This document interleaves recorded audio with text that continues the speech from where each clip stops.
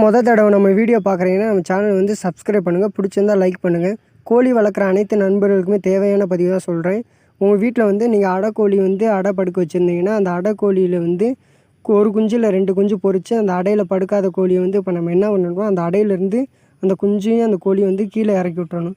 அதனால் அந்த இறக்கி விட்ட அடை வந்து வேஸ்ட்டாக போகும்னு நினைக்காதீங்க.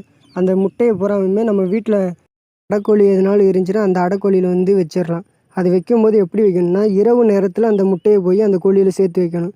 ஏன்னா நம்ம வந்து வைக்கும்போது பகலில் வச்சோம்னா அந்த கோழி வந்து நம்ம வேறு ஏதோ ஒரு முட்டையை வைக்கிறோன்னு பயந்துக்கிட்டு அந்த இருந்த அடையில் விட்டு அந்த கோழி வந்து எந்திரிச்சு போயிடும். அதுலேருந்து படுக்கவே படுக்காது அந்த அடையில் வந்து.